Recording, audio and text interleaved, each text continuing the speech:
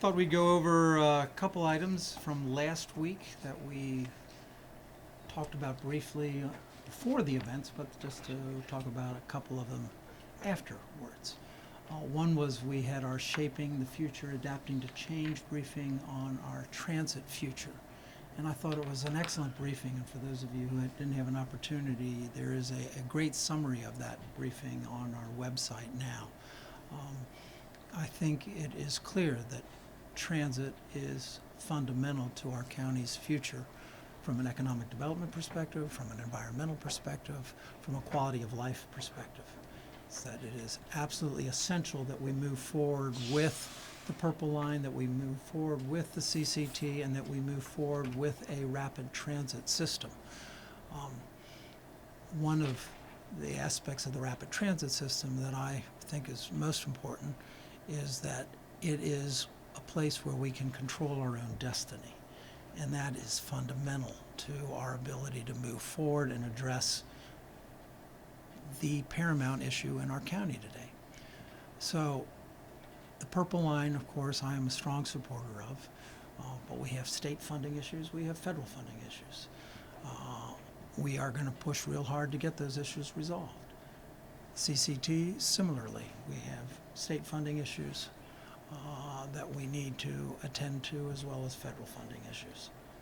Rapid transit is something that I believe our county can actually move forward with on its own if necessary. And that, to me, is what is so important about this. We can do this. It will require us to be bold. It will require us to think big. And we need to do both in order to actually serve our community's future. So I was very pleased with the briefing with respect to that, and look forward to our continuing work on it. We will hear from our county executive in the weeks ahead, I believe, as to his recommendations as to how we should proceed with rapid transit. We have not made any decisions with respect to financing. We have not made any decisions with respect to the scope. We have not made any decisions with respect to the phasing of this project. All those decisions await us as we move forward and thinking this through. And we will think this through carefully, and we will be sensitive to our citizens' concerns about cost. But this will be a time when we will have to think big if we are going to produce for our community. So I was pleased about that. We had an interesting public hearing with respect to legislation that I've proposed with Councilmember Elrich on trees, particularly as it relates to PEPCO and tree trimming. And we'd gotten some interesting advice with respect to that bill from our county attorney. The bottom line from the county attorney was that we could achieve all of our objectives by modifying the bill in several respects, but the bottom line is we can achieve the objectives that we seek to achieve. I continue to believe that those objectives are absolutely essential. That is, that we achieve a reliable electrical system, but one that does not treat trees as collateral damage. And so it's something that I feel strongly about, and our community feels strongly about. It is something that we get more emails about than almost anything. So it is something that I will continue to pursue. It is something that I'm going to be sitting down with staff and working through the modifications that are necessary in order to make sure that we can proceed in an entirely legal manner and that is sensitive to the issues that were raised at the public hearing. So I actually postponed our committee's deliberations. It was tentatively scheduled, I believe, for June 21st. And I postponed the committee's deliberations on the bill to give us time to really absorb what we've heard and to make sure that we've come to a game plan, if you will, of how to address those concerns before we move into our committee work session.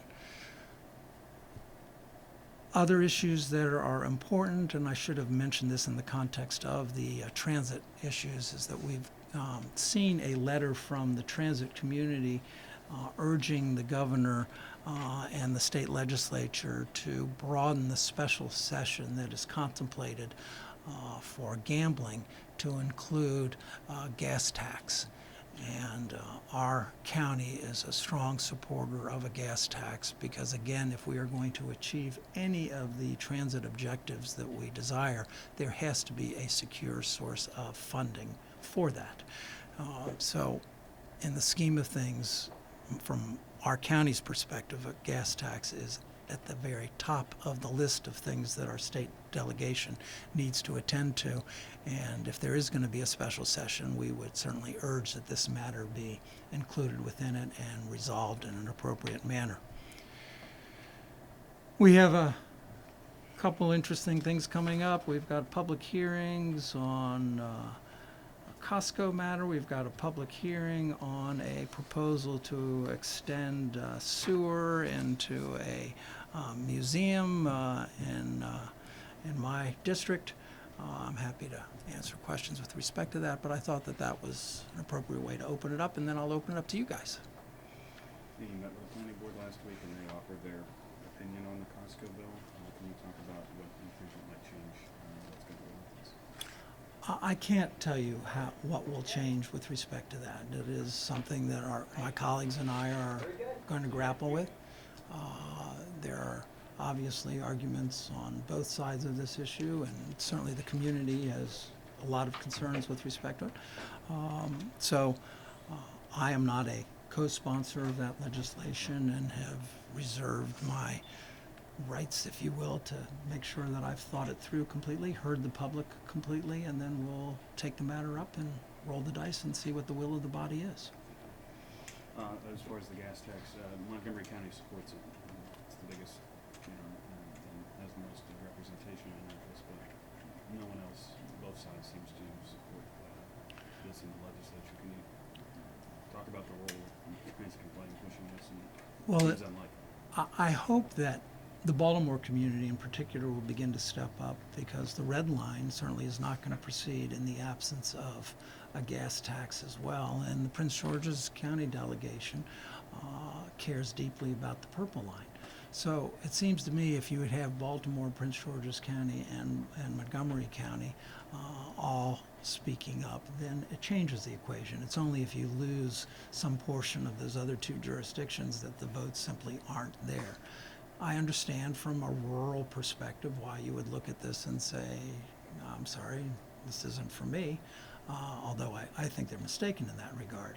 But it is clear that the parts of our community that need transit the most are the parts of the community that actually have to come together and stand together and say, we need to do this. You said it would be brought up at a special session? I'm saying it is being urged that it be included within the scope of the special session that is contemplated for gambling this summer. That's a summer. Yes. And I guess to follow on that, this would be the second one, and neither one of them have taken up gas tax. It wasn't even brought up in the first one.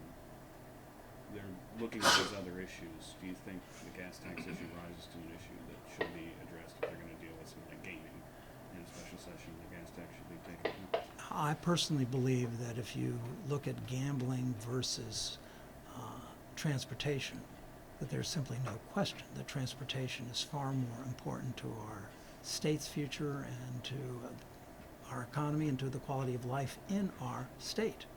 So in my judgment, there's no question that gas tax is the number one unfinished piece of business before the legislature. Do you have any, or does the county have any preference, sales tax, or what the governor proposed? I think our county would be amenable to any of a number of different options that provide for a secure source of revenue for transportation.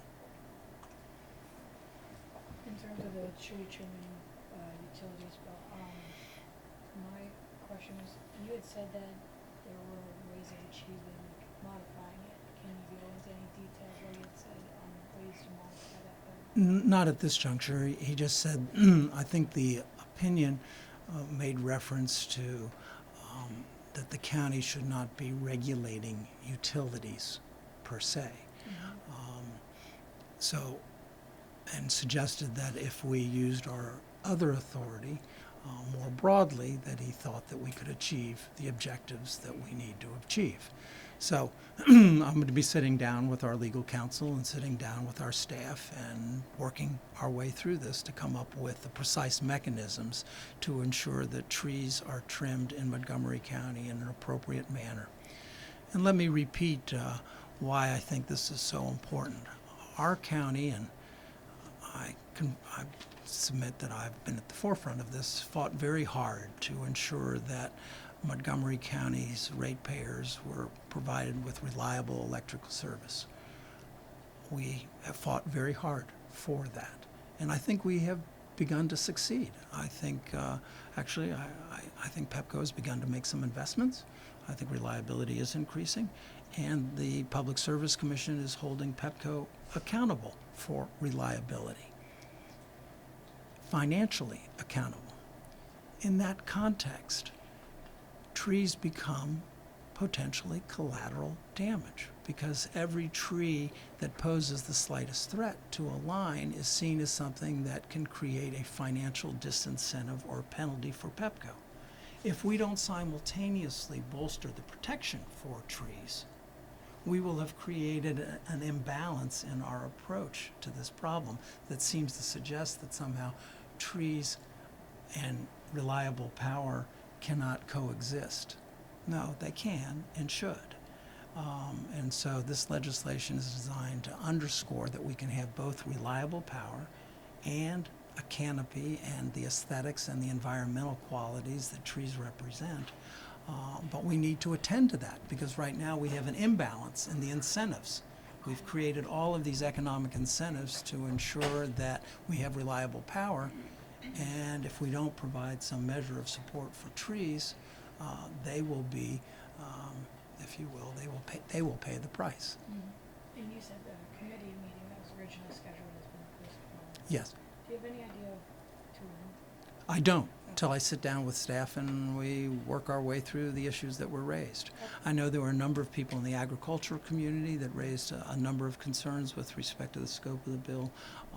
That was a particular provision that was important to Councilmember Elrich, and he's going to be sitting down with the agricultural community and see if he can work through those issues. Mm-hmm. There was a provision that Pepco had requested, which was to give them greater authority on private land that created a great stir, and I'll be looking at dropping that provision.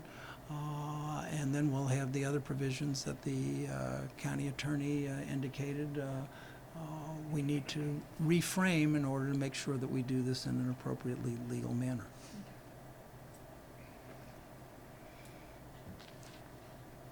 Back to transportation, I wanted to talk to you about Metro and the Silver Line, actually. I haven't touched it. I just started on Metro stuff, and to be honest, I'm from Power County, so I'm a little bit behind on this. But, the Silver Line, what is the progress on it? On the Silver Line, Yes. if we're talking about the line going to Loudoun County, I like literally just got Okay. asked this right before I left. Like, by the way, ask it's about. it's in Northern Virginia. Okay. Okay. And, well, in regards to the, we're wondering if that's in any way going to affect any kind of rates for people in Montgomery County. We don't consider it to be a Montgomery County issue. Okay. And for the Dulles Toll Road, is there any tolls that are going to go up or down that might affect Montgomery County? People coming, transporting them to you? It could, but with the greatest respect, we really don't believe, I don't believe our county considers that to be an issue for us to weigh in on. Okay. All right. Those were the only ones I had to ask, sorry. Is that right? What else, gang? Can you talk a little bit more about this? About what? I just got this. So when are you actually having the charter review? When is that? Mr. Andrews has a proposal that he has circulated among my colleagues just today, in which he will be urging our council to invoke its authority to put a matter on the ballot. And that ballot would, the referendum would be whether or not we should provide a preference for the disabled community in hiring in our county that we simply cannot achieve as a result of the merit system that's in place. We had passed legislation previously on this issue, and it is the opinion of Councilmember Andrews that we cannot achieve the objectives of that legislation given the strength of the merit system, and therefore he feels that we should put something on the ballot that would make it explicit that for this purpose the merit system does not trump the objective of the legislation, if you will, of the desire to provide employment opportunities for the disabled community. Literally just received this today. I haven't reviewed it, but it's certainly something that our county has historically been very supportive of, these types of measures to help the disabled community. So I don't know when we will take this up. I know that sometime this summer we have our final meeting on ballot initiatives. So we will decide that this summer. There's a forum on recommendation scheduled for June 28th. Thank you. I don't know if it's first or the first of several. How often does or how unusual is it for the council to put a charter amendment on the ballot? I don't know the answer to that question. I don't know. I can find out, actually, if you would find out. When's the last time that we put Yeah, it hasn't been in my 6 years here, so. Yeah. Thank you. But I'll see if I can check and I'll put that out. Right. I think Councilmember Andrews will have a news release out on this, and I'll try and make sure he includes that in there. All right? With the, you were talking about the rapid transit, right? When it comes to that, you said the county could move on its own with this project if need be. Do you see that as something that maybe something we're gonna be looking at, having to do? Yes, I do. I think what we have seen, if you are realistic about federal funding, if you are realistic about the state situation, the more you can say to yourself, this is a piece that we can and should take on ourselves so that we are not dependent upon either the state or the federal government. That to me is what's so important about this. I believe that we are capable of having one of the finest rapid transit networks in the world and have it be funded by Montgomery County. There are people that say that that would be a terrible precedent, that we should look to the state, we should look to the federal government. I think our experience has shown us that if we do that, it will be decades before we achieve our objectives. And this is not an objective, in my judgment, that we can afford to wait decades. We need to act now. And we are, in my judgment, blessed with the capacity to do so, not without some sacrifice, not without calling upon people to dig into their pocket a little for something that is, in my judgment, the top priority of our county. Can you talk a little bit more about what we'd have to sacrifice if we went that route? We don't know yet. We don't know the details of how much would be involved. We don't know the details of how much we will take on at one time. But certainly this is a project that would be phased and that we would take it in, if you will, bite sizes. But they're not insignificant bites. What's the next step in discussing this? The next step in discussing this is getting the recommendation from the county executive, which we should get in the next several weeks. And then after that, we will hear from our planning board on their thoughts with respect to the scope of an appropriate rapid transit network, because we've asked them to look at our master plan of highways and amend our master plan of highways to incorporate a rapid transit system. So we're awaiting their work as well. So those are the two pieces that have to happen. We need a recommendation from the county executive, and we need to hear from our planning board as to their thoughts of the scope of it. And then we need to create a funding mechanism.